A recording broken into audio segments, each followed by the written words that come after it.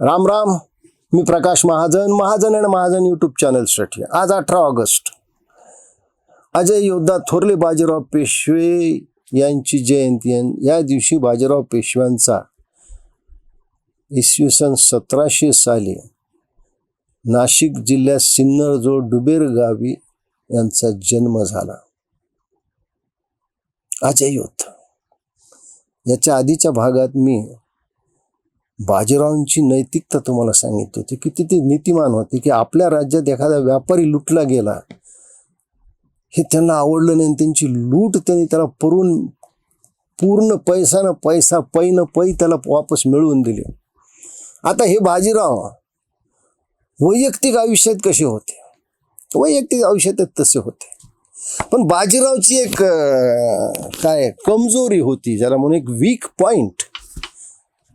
जसं आजकाल पहा मोठमोठ्या राजकीय नेत्यात, काही जुने काही नवे, ते रेंज रोवर, लॅक्सेस अशा काही गाड्यांचे फॅड आले. काल कोणीतरी 2 कोटीची गाडी कुणाला तरी दिली. आता कोण लोक 2 कोटी 2 रुपयाचे चॉकलेट पोराला फुकट देणं, कोण काय देतं माहीत नाही. पण जसं एक फॅड होतं ना, तसं या मराठ्या लोकांना, म्हणजे मराठा मी जातीवाचक म्हणत नाही, महाराष्ट्रात राहणारे, दख्खनमध्ये राहणारे, मराठी बोलणारे सगळे मराठा, या मराठ्यांचा एक वीक पॉइंट होता. तो काय होता मी या गोष्टीतून तुम्हाला सांगणार. बाजीराव पेशवे साधारण दसऱ्याला स्वारीला बाहेर पडायचे. पावसाळ्याच्या काळात ते पुण्यात असायचे, बाकी सगळं कारभार पळायचे. त्यावेळेस बाजीराव समोर एक खटला आला. खटला काय आला? तर शेजारचा माणूस माझ्यावर अन्याय करतो, अतिक्रमण करतो, जसं आपण बांध करतो म्हणतो, तसा एक खटला त्यांच्या समोर आला. आणि त्या खटल्यामध्ये ज्या व्यक्तीवर आरोप होते त्याचं नाव होतं मानाजी खळदकर. खळदकर काही लहान आसामी नव्हती. त्या काळात 80-90 हजाराचा वार्षिक उलाढाल असलेला माणूस, शेतीवाडी, वाडे हुडे, जनावरांची चांगली दावण, प्रतिष्ठित माणूस. आणि बापूजी श्रीपती जे पुण्याचे कारभारी होते, पेशव्यांच्या अत्यंत जवळचे, त्यांच्या मर्जीतला हा माणूस. आणि ज्यावेळेस हा खटला बाजीराव पेशव्यांसमोर आला त्यावेळेस ही काय भानगड आहे म्हणून बाजीराव पेशव्यांनी एकाला चौकशी करायला मानाजी खळदकरच्या त्या ह्याच्यावर पाठवलं, मुक्कामावर पाठवलं.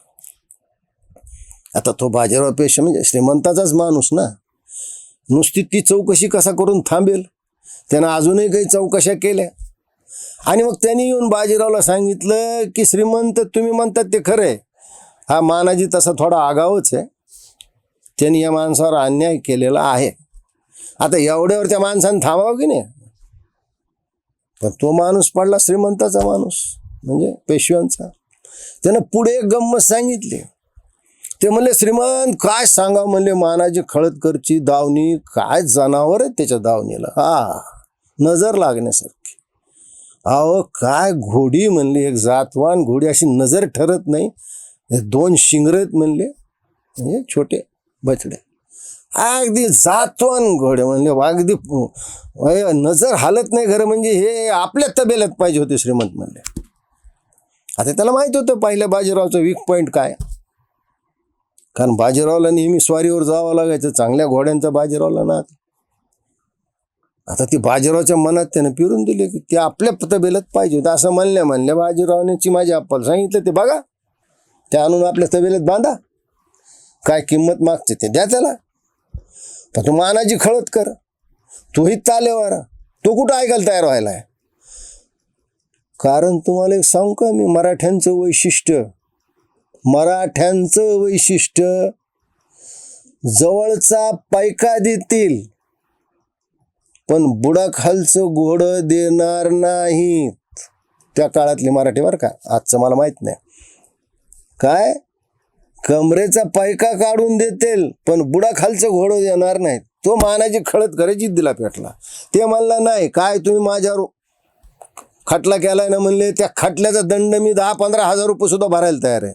म्हणजे ज्या काळामध्ये 1400-1500 रुपयाला जातवान अरबी घोडं मिळत होतं, त्या काळात हा मानाजी खळदकर म्हणला, श्रीमंत तुम्ही मला दंड लावा 10-15 हजार रुपये तो भरेन, पण मी दावणीची ही घोडी आणि 2 शिंगरं देणार नाही म्हणले, काही जरी झालं तरी. आता तो पुण्याच्या कारभारी बापूजी श्रीपतीचा खास माणूस. मग झाले गावचे देशमुख देशपांडे सगळे मधी पडले ना. आता ते दावणीला त्याच्या दावणीचे काढून आपल्या तबेल्यात बांधावून बाजीराव पेशवे निघून गेले स्वारी. आता चिमाजी आप्पासमोर धर्मसंकट आणि धर्मसंकट त्या श्रीपती जवळ, कारण तो पुण्याचा कारभारी. तिकडं मानाजी ऐकायला तयार नाही. आणि मग शेवटी सगळ्यांनी समजून सांगितलं. चिमाजी आप्पाने त्या मानाजी खळदकर समोर हातपाय जोडले. ते म्हणले बाबा काय किंमत घ्यायची ती घे, पण ती जरा ते 2 शिंगरं एक घोडी आमच्या तबेल्यात आणून बांध बाबा. त्याशिवाय काही राया म्हणजे बाजीराव ऐकणार नाहीत, कारण त्यांच्या मनात ती घोडी भरलेली आहे. आणि मग हो नाही करता काहीतरी किंमत देऊन ते प्रकरण मिटवलं आणि त्या घोडीला आणि तिच्या 2 शिंगराला बाजीरावच्या तबेल्यात आणून बांधण्यात आलं. यावरून एक गोष्ट आपल्या लक्षात आली असेल की व्यापाऱ्याच्या बाबतीत जरी बाजीरावने एवढी नैतिकता पाळली असेल, तरी घोडी पाहिल्यानंतर सुद्धा बाजीरावची नैतिकता राहिली नाही. याचा अर्थ असाच आहे की एक योद्धा माणूस होता, ज्याचं अर्ध्याच्या वर आयुष्य, म्हणजे कोणीतरी त्याची गोळाबेरीज केली की बाजीरावनं किती घोडदौड केली तर ती जवळपास 1,00,000-1,50,000 मैलाच्या वर जाते. मग अशा माणसाला चांगल्या घोड्याविषयी प्रेम असणं, आणि त्याच्यातून तो मराठी राज्यांचा सेनापती. कारण मला आठवतं पुढे महाजी शिंदेचे दत्तक पुत्र दौलतराव शिंदे यांना ज्यावेळेस एकाने विचारलं की बाबा आपला पराभव का होतं दौलतराव असा, त्यावेळेस दौलतराव शिंदेने जे उत्तर दिलं ते खूप चांगलं आहे. ते म्हणले, ज्या दिवशी मराठ्याच्या ढुंगणाखालून घोडा गेला, ज्या दिवशी मराठ्यांच्या ढुंगणाखालून घोडा गेला, त्या दिवशी आपल्या दारावर पराभव येऊन उभा राहिला. म्हणजे मराठ्याचं खरं सामर्थ्य घोड्यात होतं. छत्रपती शिवाजी महाराजांना त्यांचे वडील महाराज साहेब शहाजीराजेंनी जो एक संस्कृतचा श्लोक सांगितला होता घोड्यासंबंधी, तू इथं आठवल्याशिवाय राहत नाही. तुम्हाला काही सध्या पाठ नाही त्याच्यामुळे सांगू शकत नाही, पण घोड्याची महती खुद्द महाराज साहेब शहाजीराजांनी छत्रपती शिवाजी महाराजांना बालपणी सांगितली होती. याहून पहिल्या बाजीरावचं घोड्यावरचं प्रेम आणि घोड्याच्या प्रेमापोटी थोडी नैतिकता बाजूला सारणीचं त्यांनी केलेला हा एक प्रयत्न मी आपल्यासमोर एवढ्यासाठी मांडला की माणूस कसा होता हे मला दाखवण्याचं एवढं बोलायचं होतं. कारण बाजीराव हे वैयक्तिक जीवनात अत्यंत साधे, निष्प्रह, कष्टाळू होते. दुर्दैव असं होतं की बाजीराव हे भारतात जन्मले, त्यातल्या त्यात ब्राह्मण जातीत जन्मले. बघा ना, ज्या टिपू सुलतानने हजारो हिंदूंची कत्तल केली, भर दिवाळीला मेलकुटी गावामध्ये देवळामध्ये कोंडून 700 हिंदू मारले, लक्षावधी हिंदूंना बाटवलं, तो गाझी ठरतो. का तर तो इंग्रजाविरुद्ध भांडला. गाझी. ज्या औरंगजेबाने हिंदूवर एवढे अत्याचार केले, तो जिंदा पीर ठरतो. पण ज्या बाजीरावने 41 लढायामध्ये विजय मिळवला, एकही लढाई हारली नाही, मराठी साम्राज्य पार यमुनेच्या जवळ नेऊन भिडवलं, त्या बाजीरावला तो सन्मान मिळाला नाही, कारण तो फक्त ब्राह्मण होता. म्हणून त्याच्या कर्तृत्वाच्या आड त्याची जात आली. आणि आता जात असली की लोक कर्तृत्व बघत नाहीत. हा वर्तमान काळ आहे.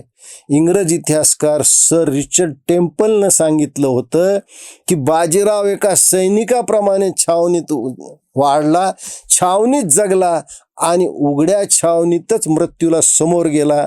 यात अजय योद्धा बाजीरावाला माझा त्रिवार प्रणाम. धन्यवाद.